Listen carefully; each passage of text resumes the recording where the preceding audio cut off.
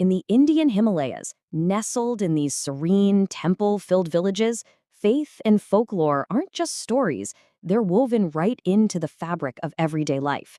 But today, we're going to pull at one of those threads and unravel a family secret that absolutely refused to stay buried.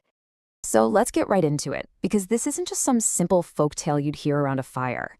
No, this is a chilling account that really blurs the line between a tragic accident, a horrifying crime, and, well, something else entirely. At the heart of our story is a man named Gagan. He's a soldier living in Delhi with his wife, Madhu, and their two little girls. But when his father gets really sick, Gagan moves the whole family back to his hometown in the mountains to take care of him. They were probably expecting a much simpler, quieter life. But what they found was anything but. Okay, so here's the official story. One rainy morning, Gagan's mother and his pregnant wife, Madhu, they head out for their daily temple visit. Now, you have to picture these mountain paths. They are basically just packed earth, and with the rain, they've turned into total mudslides.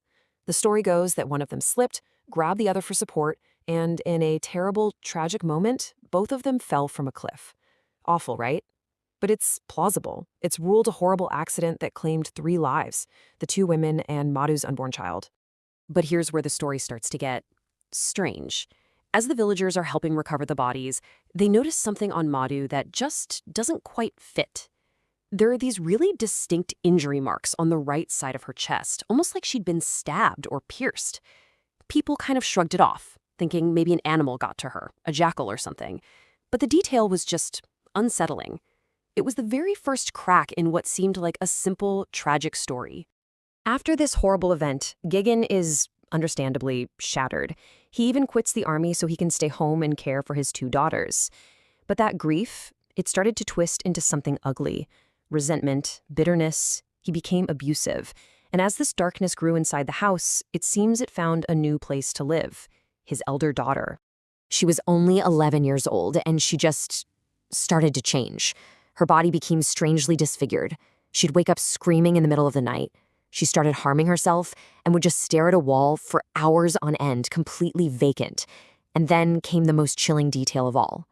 A wound, an actual physical wound, appeared on the right side of her chest, in the exact same spot as her mother's.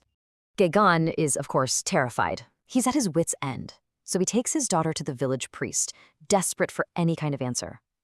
The priest starts his rituals, but the second he looks into that little girl's eyes, he recoils in absolute sheer terror. He just says one word, Masan. Now, in this region's folklore, a Masan is not just any